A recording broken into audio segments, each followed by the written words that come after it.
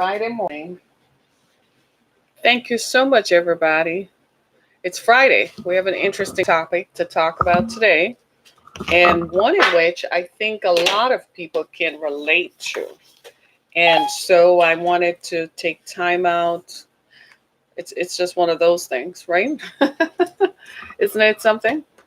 Uh, so this came to my attention, and I thought I should talk about it and share it with those of you who are like myself, who are writers. And I wanted to talk about the inequities that exist in the writing community. And it's not just writing. It seems as if racism is so pervasive that it is almost impossible to avoid the areas in which racism happens. And I thought I would take some time out this morning to talk about it because it's something that we all need to relate to. It's something that we all need to talk about. It's not by happenstance. It's something that we really need to focus on. So if you're just joining me, my name is Harriet Kemmock, and let me introduce myself again. I'm an author. I have written and published 3 books: Visions in 2004, Musings of the Spirit in 2009, and Through the Fire in 2011. You may not have ever heard about me because I'm one of the many faceless and voiceless Black writers who live in America. We live and work in America. We're talented, have written books, have published books, but you've never heard about us. You've never seen us anywhere. You have never talked about or heard anyone talk about us. And one of the ways in which that happens is because we are unseen. It's almost as if we're unseen. We're the unseen voices. We're the unseen literary community. So often when you look at television, the writers who are interviewed are often white. Very rarely do you see writers who are Black, who are Hispanic, or who are Asian, or you don't even think those people write. So the general public associates writing that it is the confines of only the few.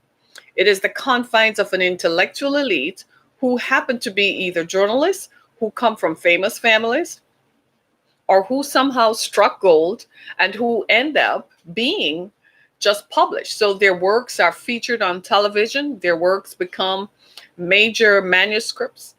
And we can talk about this in so many ways. There's so many examples of how unfavorable the atmosphere and how unfavorable the writing public is towards people of color. And I wanted to talk about Black women writers today because I'm one of them.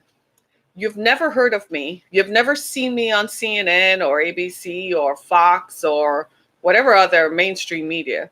You've never seen me written off in the New York Times or in the Washington Post or in the Chicago Sun or in the Chicago Tribune or in the Detroit Free Press. You've never seen me because it's almost as if I don't exist. It is amazing to me as I go throughout the state of Michigan and talk about people, and people are like, wow, you have actually published 3 books. This is coming from white people.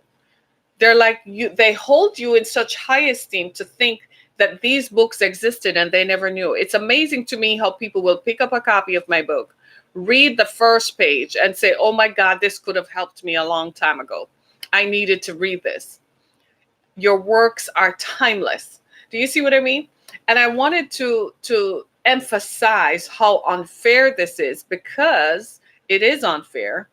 But I also wanted to emphasize it because I feel that people need to know. I'm talking about Black women writers, the voiceless, unseen writers of America who are not lauded by mainstream media, whom you don't know exist, who often have to publish their own works and whose works are lost to history because of the endemic institutionalized racism that exists even within the writing community.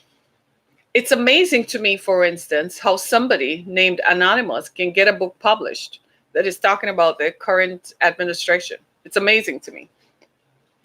It's amazing to me how somebody can go write a book about Donald Trump, and because of his lever, his access, he could leverage his access to the media, and he's on every network. Sold 400,000 copies because he had access. And everybody else who writes a book is sitting back like, are you kidding me? Even on my Twitter feed years ago, when I first started on Twitter, I joined writing communities.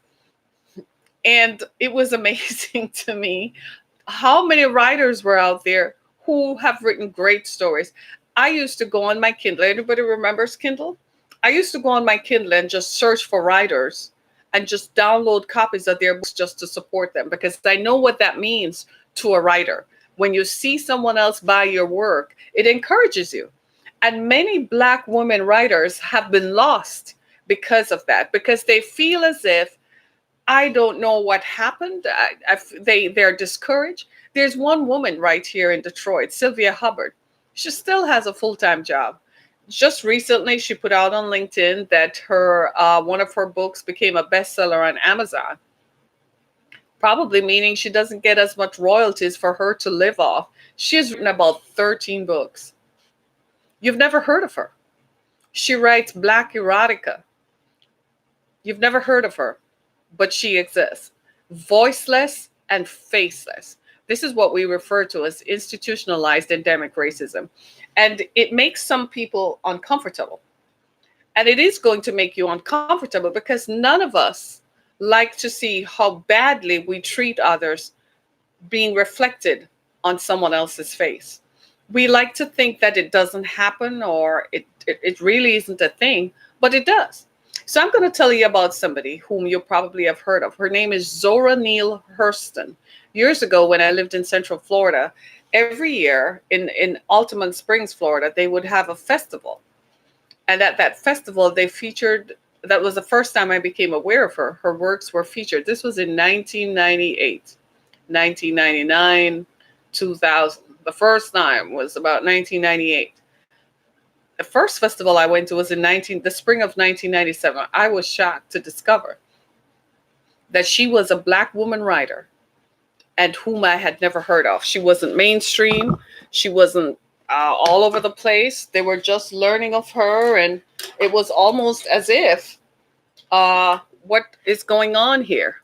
Well, I found out recently that her she had written a book in 1931 that was recently just found in 2018. Now, Zora Neale Hurston has been dead for a long, long time. While she was alive and writing books, no one heard of her. There are very few exceptions to that rule. Maya Angelou wrote books for years. She was first publicly recognized when she turned 50. She'd been writing books years before that. Toni Morrison, who passed away recently, has been writing books for a long time and just recently came to the forefront. What is it that contributes to this? Now, my daughter, Alexandra, is a writer. I think she's sitting behind me. Are you still here in the room? Welcome, everybody say hey to Alexandra. And Alexandra is a writer. She's a lawyer and a writer. Imagine that. But she writes poetry. For years, she's been editing my books, and she wrote a poem. She wrote a book of poetry back in 2017, and published her first work. And she got nothing. Not from the people who knew her, not from anyone around her. It was as if she doesn't exist. And she's written books. So she wrote a story about Zora Neale Hurston and why Black women writers are not featured. And I think I want to read that story. My screen might go blank for a second. But I think I want to read it. I can't read it from this tablet here, but I think Erased from History. Is this it right here? It's on your tablet. Yeah, that's it. So here's what Alexandra wrote about it. Of course, let me give you some perspective. Zora Neale Hurston was an African American author, anthropologist, and filmmaker who portrayed racial struggles in the early 20th century American South, right? She's known for writing a 1937 novel. Gee, everybody, I don't want anybody to read about me 100 years from now. And that's when I would become famous when I'm no longer here. That's crazy, right?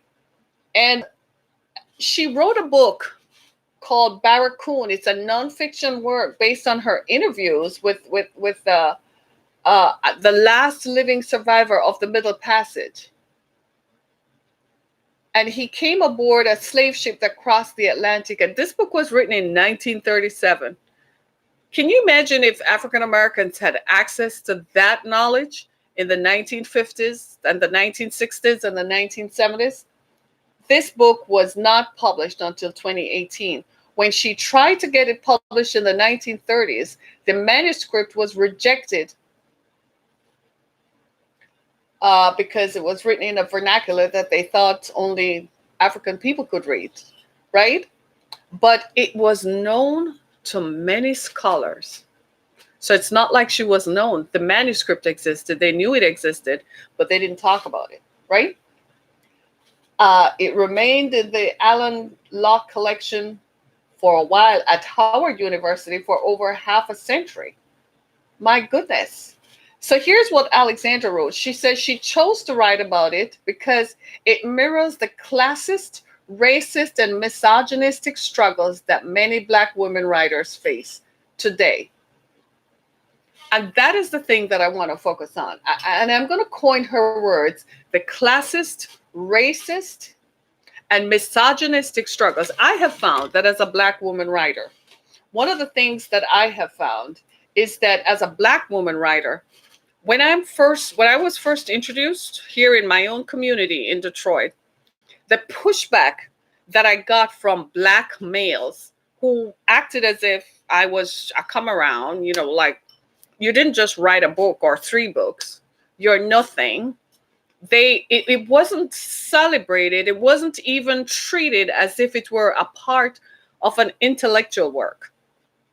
It's almost as if I had written a book on it would have been better if I had written a book on comics. And I'll tell you how serious it is. Recently, I spoke to someone, and when I mentioned something to him, and he dismissed the fact that I was a writer, what he focused on is, how much money are you making right now? I kid you not. I kid you not. And it mirrors the classist, the misogynistic attitude. So I told him that I had moved my podcast to a different platform and so on. You know what was the first thing he asked? What did you talk about? So to prove my point, I said, yesterday I talked about sex tourism. Guess what? He actually went and listened to that one, because he has put me in a category that as a woman, the only thing I can talk about is sex. And as a man, he probably is just curious about my views on sex. Are you digging this, right? So what I'm saying is, what I'm finding is that people, the pushback, when you refer to misogynistic attitudes, it's almost as if the resentment against women and the resentment against Black women from other parts of the society, but also from Black men, contribute to the malaise that Black women writers experience. Think about it. You've all heard of Jill Scott, but how many Jill Scotts do you think exist out there? Have you ever been to a spoken word poetry session? Those are talented and gifted Black women writers. How many of them get the exposure that they should? Think about it. I mean, we haven't had one since Stella got her groove back. What's the name of the writer who wrote that, right? I think she's actually from Michigan, but have you heard of anybody else? How many Black women writers have crossed the forefront? But every day you see a white male on TV promoting a book, and he's being treated as if his very words are edicts, and his very words come straight down from Jehovah off the mountain, like God came off the mountain and spoke to him. Why are Black women writers not treated in the same way? The lack of respect, the lack of appreciation for the gift, the lack of appreciation for the talent. I kid you not. Racist in the sense that it's almost as if a Black woman is not capable of producing any kind of intellectual work. She's not capable of thinking in complete sentences. She's not able of speaking and espousing her ideas in complete sentences that will make constructive sense. Racism. And of course, classism. Well, how many Black women writers are you seeing at the upper echelon of society? When you go to functions, how many Black women do you see in those rarefied spaces? Think about it. And what are their positions if they're there? But you see white women from all sectors, from all parts of the society, regardless of what they do, regardless of how much education they have. A friend of mine has a doctoral degree, so she wrote a book, right? And I'm like, good for you. But do you have to have a doctoral degree to write a book? How many white writers are out there who didn't even go to college? I don't think Mark Twain went to college, but look, almost 200 years later, we're still talking about Mark Twain. Think about it. Why are Black women writers treated? It's racism, it's classism, and it is misogyny, the hatred of women and the hatred. We need to coin a word, perhaps, for the hatred of Black women. Black women are left behind, are mistreated in the society, right? We're at the lowest part of the totem pole. Everybody else is above. Everybody else comes first, except the Black woman. Yet the Black woman is vilified in media and is presented as the very cornerstone. What is wrong with the American society? I kid you not. And you know what is the craziest thing is that as I look around the world, it's not just here in America; it's everywhere else. And if you look through your Instagram feed, through your Facebook feed, and through your Twitter feed, you'll find that there's a whole community of Black writers. There's a one called Ubawa Urban Black Writers Association. They've been around for about 10 years now. I was first featured on them when they started way back in 2010, 2011. They've now mushroomed and grown by strength because of Black writers who felt they were not getting the media exposure that they should get. When I published my second book, Musings of the Spirit, I sent out a press release to the media here. It's like I don't exist. I published my third book, not a bite. In fact, a few years ago, I tried to get on one of the local TV channels, and the producer, who was Black, told me frankly that they're not interested because you're not white. They want to see white faces in media spaces. And this is why Black women writers are not getting the recognition and the financial support that they need that would drive sales of their works. I imagine that if I were to talk to Black artists who are painters, right? Black artists who paint, whether they paint on acrylics or whether they paint on oils or whether they just use charcoal, right? I imagine that I'm going to get the same kind of answer.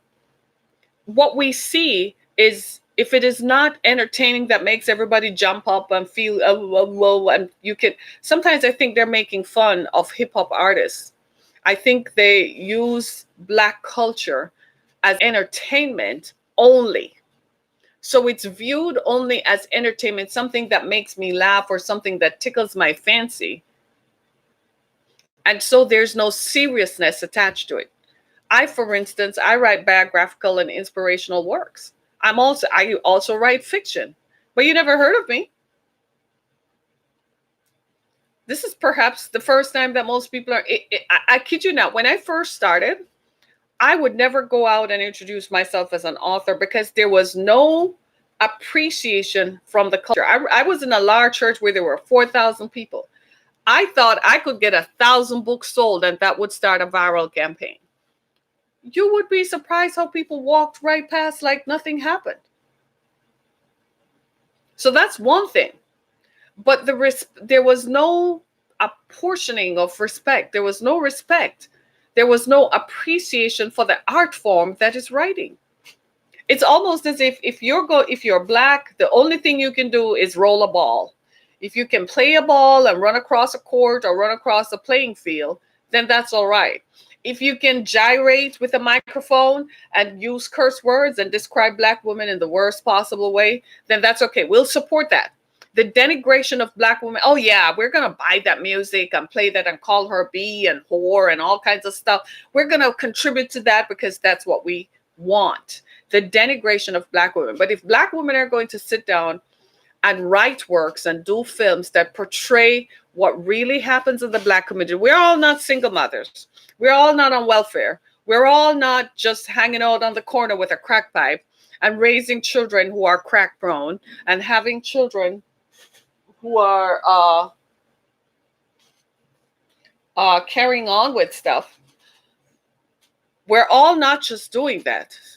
We're actually contributing members of the society, living in our own enclaves, doing stuff that is contributing to stuff. Let me see who is talking. Hi, Raven. Morning. Or you've never thought about this. How many of you, if you're white, raise your hands. I can't see you. But if you're white, raise your hands. How many of you know an author whom you know of in your hometown, in your circle, on your Facebook or Twitter feed? Do you support them? Probably. How many of you know an artist who's white? You're white. You know an artist who's white. On your Twitter feed, do you support their works? Do you go to their gallery? Do you buy their paintings? You see what I mean? Okay. So it's a cultural thing because you're like, I don't think a black person I can identify with a black artist. But you listen to hip hop all day. You download rap music all day. Listen to what you're listening to. The people who are promoting that kind of thing are white. They're contributing to the denigration of black women. That's the messaging that they want you to perceive of women who look like me and sound like me. They want you to think that we all hang out under the crack pipe and gyrate to music all day long. And we're not married. We never got married. We're just baby mamas forever. And we just exist smoking, drinking, what's the thing, Molly or whatever the stuff is. That's the messaging they want you to think. Right? They don't want you to think that we actually sit down and intellectualize. They don't want you to think we contribute or conform to copyright laws. My daughter, for instance, is 27. My daughter has been writing poems from she was a young child. I think I still have it saved on one of my computers somewhere. Right? She's also a lawyer. You've never heard of her. Her name is Alexandra McLennan. Her book is, what the book is called, Brown Sugar? I Dream of Sugar. Right? Every time I see the cover of the book, I just want to grab it and just go eat some brown sugar because it just looks so good. That's her book. She published it herself while she was in law school, in her first year of law school. Her second year of law school. Okay, thank you for reminding me. Right? So while she was studying to be a lawyer, she had already achieved a bachelor's degree. She was pursuing an advanced degree. She wrote this book and published it. If that were a white person who did that, my goodness, you would have thought she was the second coming of the Messiah. She would have been lauded from the top of the cable bars. I mean, look at this. I am beginning to get sick and tired of the media focusing only on what white people do and white kids do. They never seem to focus on what the other parts of the country do. I saw a story months ago about an Indian kid who out in Texas, she was like 10 or 12 years old, she writes computer code. Imagine that.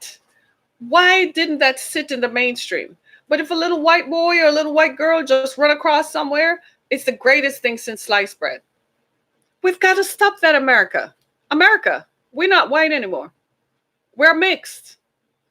We're all mixed. Get with the program and get over it. Because it's not fair. And not only is it not fair, I'm not even talking about fair or anything. It is sickening and disgusting. The attitudes that exist, the misogyny that exists towards black women. You're only good for a big butt. You're only good to have big butt, and you're only supposed to bow down before me because that's all you're good for. That needs to stop. Don't even come at me with stuff like that, or my girls with stuff like that. But these are the attitudes, and I am saying it across the board. I am an author. I get no respect from my own community because my own community, comprised of Black people, have not been taught or socialized to respect the intellectual works of Black writers. Hence, that's why Zora Neale Hurston's 1937 book was not published until 2018. Do you see what I'm saying? It's almost as if as an artist you have to die for you to achieve some sort of recognition. That these are things that we need to stop. So I'm going to read to you what Alexandra wrote in her blog about this. Erased from history. Black women writers face today the racist and misogynistic struggles, right? Listen to this. She also says, despite the untold necessity and meaningful representation of Zora's methodical fieldwork in interviewing the subject, it took 85 years for the book to see the light of day. And she asked this rhetorically. How many writers today, whether they're classically trained cultural anthropologists as Zora was, or whether they exist simply as some kind of afterthought minority, that captures the exact sentiment. We are an afterthought minority. How many women of color writers face the uphill battle of having a transformative story to tell or groundbreaking insight into a field of life? Oh my goodness, I want to cry. Misunderstood by the majority, but instead of being given a platform, their stories are left to languish, untold for decades. How much longer must these stories and their authors remain quieted? So we spend a lot of time focused on the violence in Chicago because that's how the mirroring of Black Americans are supposed to be depicted. We spend a lot of time focusing on the troubles of the young D'Antonio, who was accused of sexual assault, the football player. We spend a lot of time looking at domestic violence in the NFL by Black players, but we never talk about the white players who are accused of the same thing because those stories are squashed. But what we don't do, we don't focus on the positives. Black women writers, as the writer in this says, are left to languish as an afterthought minority. Do I sound like I'm pissed? Heck, yes. Who the hell are you to think of me as an afterthought minority? I guarantee you when my parents were making me, they were not thinking of me as an afterthought. So bully to you to think like that, because what I think of you is that you're an afterthought. And this is the thing. It's yesterday I was on Twitter talking about freelancing in a gig economy and how Black students face this uphill struggle of graduating from college with advanced degrees and still not getting work. And somebody actually accused me of being transgender. Do I look transgender to you? Do I look like I'm genderless? I want to know. Then they also accused me that, you know what he said? He said, it's your attitude that makes you unemployable. I was like, that is exactly what we're saying. The fact that I choose to speak up about the inequities that exist in the system and the obvious racism that exists, you start telling me I have an attitude. That's code word, we refer to it as. That's codifying behavior that is now saying that because she's Black, she is violent. Because he's Black, he's violent. That's all they know is hate and violence. I told you this was going to make you uncomfortable, but sometimes we have to become uncomfortable because we must face the truth of our existence, right? We must face what it is that we are doing. And the truth of the matter is that if we don't face it, what we're doing is creating a scenario where the next generation, what are they going to do? It amazes me. I kid you not. It amazes me that when I go out in the public and I bring my books, these posters that you're seeing behind These weren't made yesterday. That one over there was made from 2011. The other one was made from 2009. I've been lugging these around from 2009. I refuse to sell my books out of the trunk of a car. They're on Amazon.com. Respect me. Go to Amazon.com and buy my books. I have a profile page on Google. When you go to Google and put my name in Google, I am verified on Google. Why? Google reached out to me. They said, you need to be verified. Do you want to be verified? We can send us the proof that you are really you, because we know that people are looking for you. Send us the proof. So I refuse now. I am not some artist that just dropped off a planet or dropped off a street. Respect the work. It's the same thing for the Black women writers. Respect their art. Respect their contribution to the culture. Right? Respect the fact that they are contributing to the culture. Respect the fact that they're doing great work. There's so many Black women who are writers. They are professors. You know, one of the things that has come to my attention is how many Black women who are professors, who have doctoral degrees, but who are in fact just adjunct professors. They're not tenured. And you'll find a white girl who just barely has a master's degree with far less experience, but she's a tenured professor.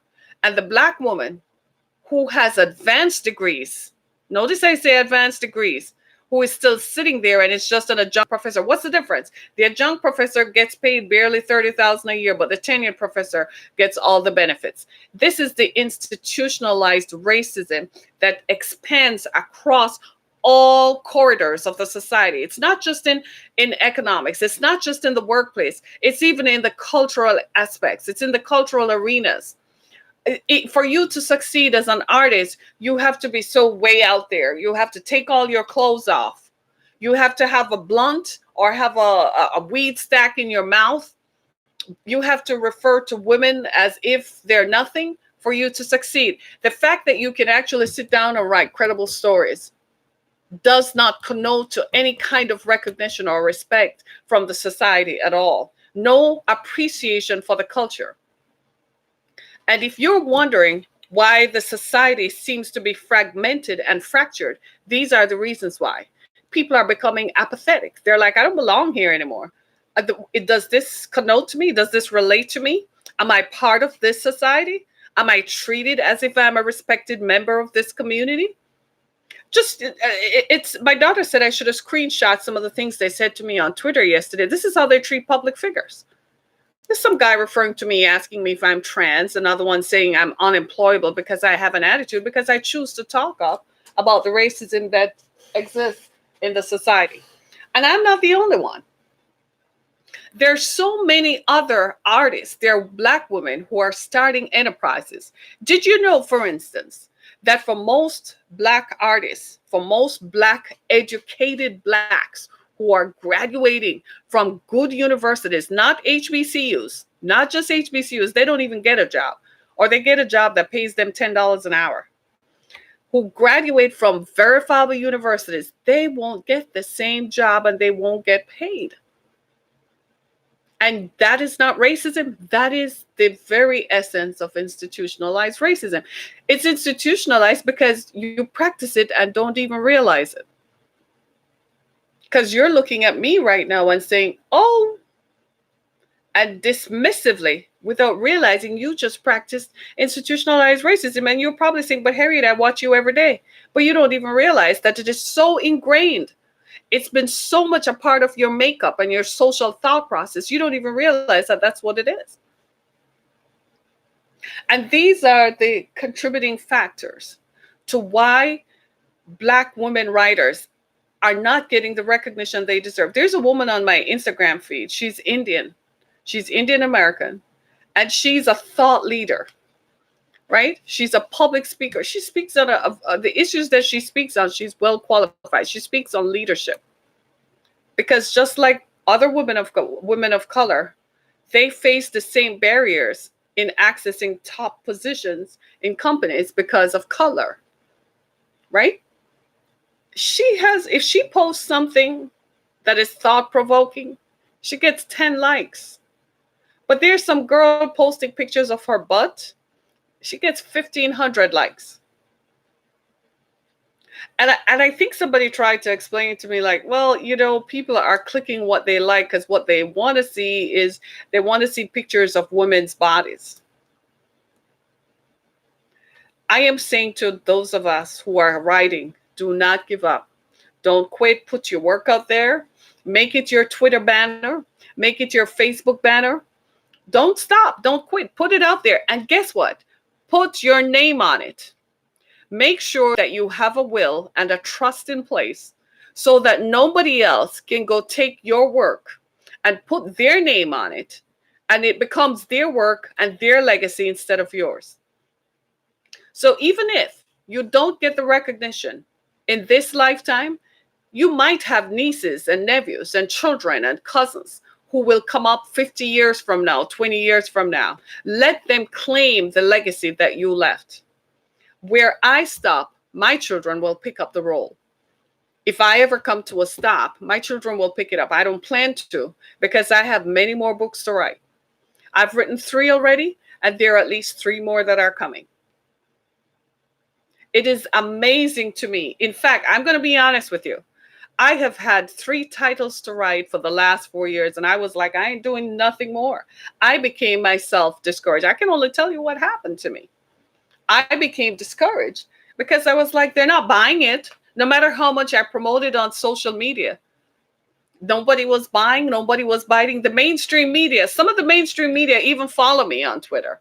They weren't biting because my face doesn't look white, because I am not white. Do you see what I'm saying? The racism that exists. And yes, go ahead and tell them. What are they going to do? They should feel ashamed, right? I held up 5 fingers. Sorry. Right? But do you see what I mean? So after you've heard this, are you now going to look? The whole point of this was to expose to you that there are Black women who are writers. We write just like everybody else. We write fiction and nonfiction. We write crime drama. We write about eroticism. We write poetry. We write books that describe history. In fact, I have a friend who has a whole library in his house filled with Black writers. He, in fact, introduced me to some Black writers that I never knew of and whose works I'm enjoying. I have a book in my car that I'm enjoying it that talks about the Great Migration. It was written by a Black journalist who is she won a Pulitzer Prize for writing that book. She was recognized by her peers. I have another book that was written. So I have a whole community of Black writers. This guy has a whole library of Black writers, and I felt ashamed that I didn't know of their works. And I said, I have got to go out and support. So I started texting all my friends, like, you need to buy this book. You need to buy this book. You need to download this one. You need to get this one. Because we have to. So I'm asking, if you're Black, you need to support Black writers. Start by buying my books. They're available on Amazon.com, BarnesandNoble.com, available for easy download. So if you can't wait for the book to be shipped to you, press download. It will be deposited in an electronic format on your phone. Buy my daughter's book of poetry, Alexandra McLennan, I Dream of Sugar.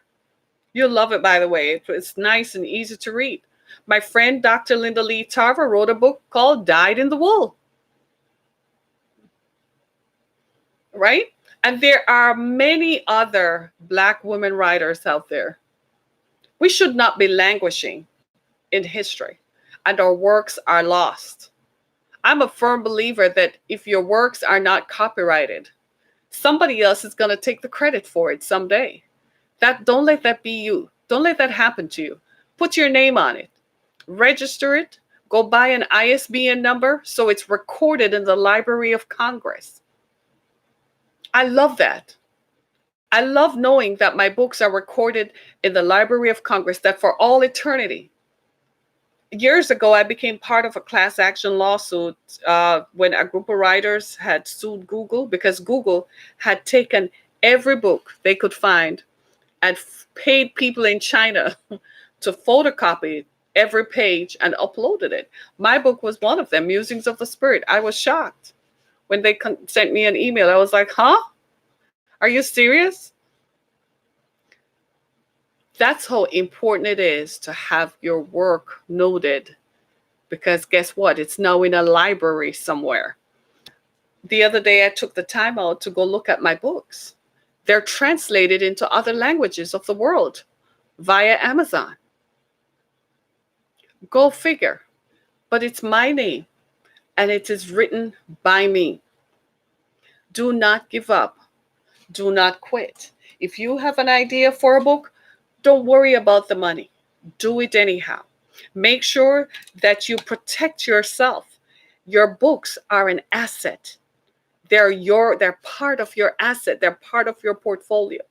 We have been socialized to think that our intellect is worthless, that we are not intelligent and we're not capable of forming intellectual thoughts. That's what we've been socialized to think, because the intellectual thought reside only in white people. That's so they don't want you to proliferate. Write the book, put it out there, put your name on it, publish it.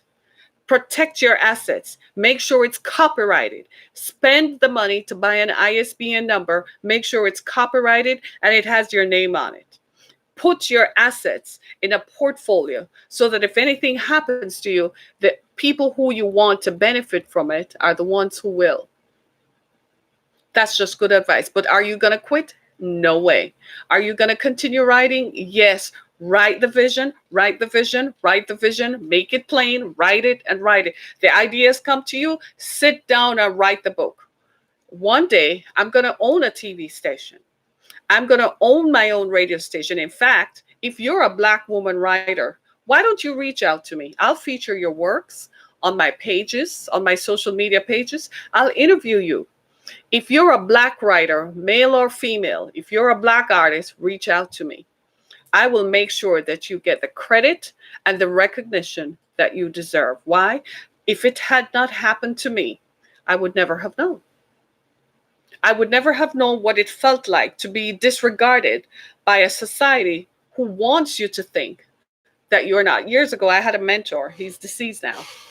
He's white, right?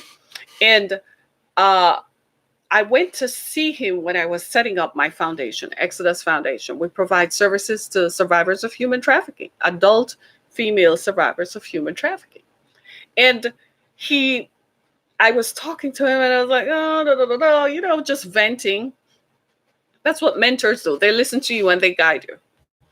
And he said, first of all, I keep telling you, I'm honored that you chose me as a mentor. I said, no, you chose me. He said, no, you chose me. He said, there's so many other people who would have felt thrilled that you even talked to them. And he said, Harry, what you have done is incomparable.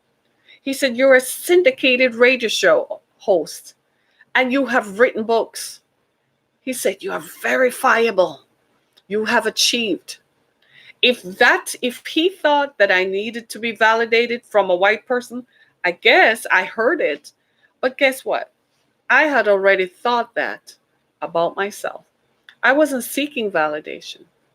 I just wanted someone else who had walked the path to help shape me into the direction I wanted to go in. Do you see what I'm saying? Come, write to me, reach out to me, let me know that you're out there. I will gladly feature your books. Next week, I'm going to feature one Black woman writer. She's a lawyer and a writer. Am I proud to call her my daughter? You bet I am. But I'm going to feature her works. She's a blogger. She writes copy. She writes legal briefs. She's amazing. It's amazing to me the power of her intellect. She uses her intellect to solve issues. Have you ever heard of her? Now you know her name. Her name is Alexandra McLennan. She's Alex the Wordsmith on Twitter and Instagram. Go look her up. I am going to feature her next week on my podcast. She's going to call in and she's going to tell you how to get started, what it felt like, how she wrote a book in her second year of law school with all the adversity that was going on. She had just lost her grandmother, and with all the adversity, she still pushed through. She's a lawyer today because she didn't quit and she didn't give up. I am a published author today because despite the adversity, I didn't quit and I didn't give up. And I'm going to tell you this. I have highlighted to you what the problems are. I have found that if you stare at the problem long enough, you will never get started. So don't look at the problem. Don't look at the problem. Don't look at the problem. Focus on what you are doing right now. Stay in the now. Focus on this. This is in front of you. Deal with this. The future is coming. It will take care of itself. Plan for it, but just in case, focus on this. You'll get there. When I was publishing my first book, Visions, if I had thought that I would never have achieved the recognition that I deserved, I'd never have done it. But that also meant that I couldn't show up anywhere to speak. You wouldn't consider me interesting because you wouldn't know anything about me. But I published Visions. 5 years later, I did Musings of the Spirit. And 2 years later, I did Through the Fire. In a few more months, After the Fire is coming out. Then after that, The Long Goodbye. Then after that, the third one, Something Good is going to Happen. I am not going to be done. Don't be discouraged, right? Don't quit and don't give up. And if you're a writer out there and you're female, reach out to me. And for those of you, you can go into your search engines and look up Black women writers. You're going to be amazed at whose images you see. If you're on Instagram, look up Black women writers. If you're on Twitter, look up Black women writers. Just put it in Google and you will be amazed at who you find. And just as quickly as you click on them, just download their books. Some of them sell their books for 99 cents as a download. It's amazing to me how young white girls are out there writing all kinds of things about sex and big breasts. And people are paying 99 cents a download for that stuff. Come on, we can do better than that. Years ago, I was dating a guy, and I had been written about in a book by Dr. Shelley Hipsky. Dr. Shelley Hipsky is one of my virtual friends. We met on Facebook when she was hosting a TV show in Pittsburgh. And Dr. Hipsky found me so inspiring that she had a project she was working on called Inspiring Women Around the World. And she wrote a book called 100 Inspiring Women. It's called Common Threads. And she found 100 inspiring women around the world. I am one of them. I'm featured in the book. She published a book. I bought a copy. I took it home and showed my mother. I opened to the pages where I was featured. My mother's hands shook. She couldn't say anything. I said, read it. It's my story. It's your story. It's my children's story. And she said, wow. And tears ran down her eyes. And then she said, I am so proud. That was the first time my mother ever told me she was proud of the things I had done. I had to see it written. So I showed it to the guy I was dating. And he said, I have never dated anybody who is featured in a book. I never saw the book from him again. I tried to get it back. I'm like, give it to me. And he's like, no. He's like, no. He took it that morning and put it on his chest. He's like, no, I'm not giving it back to you. I never saw it again. Do you see what I'm saying? I said all of that to say, you never know who you are inspiring. You never know whose lives you have touched by what you have written. You would think that you're just telling a story, but you don't know how you kept someone from the brink, how you prevented someone from committing suicide, how you prevented someone from feeling like they should give up. You got to tell your story, write the vision, and make it plain. And don't quit. My name is Harriet Kemmick. It's Friday morning. Join me again on this podcast. You can hear more about the subjects we talk about. Visit my page, visit my profile. Inside of my profile is the link to Spotify. You can download and subscribe to our podcast. It's called Down to Earth. Thank you. Make sure you subscribe. Raven, you follow me all the time on YouTube. Have you subscribed to my channel? on Spotify. So Spotify is kind of universal. So if you have a Google phone, you have Google Podcasts. If you have an Apple phone, you have Apple Podcasts. And you also have Spotify.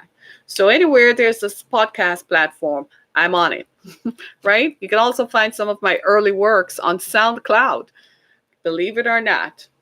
Yeah, we've been at it for a while. Thank you so much, everybody. It's Friday morning. Join us again this evening when we talk with Chantel Thomas. Chantel is a singer from Houston, and she's also a radio show host in Houston. So we're going to talk with Chantel about some of her works and what she's doing. Make sure that you go to my page, harrietkamak.com, and visit us on the web. Amazon.com and BarnesandNoble.com, where you can find more of our works. And while you're searching, look up I Dream of Sugar by Alexandra McLennan. Download it. It's a quick download, right? Thanks so much, everybody. Be blessed. Thank you, everybody. Thanks so much. Thank you, Raven. See you later, right? Tell your friends about us. Right. Good job. Thanks, everybody.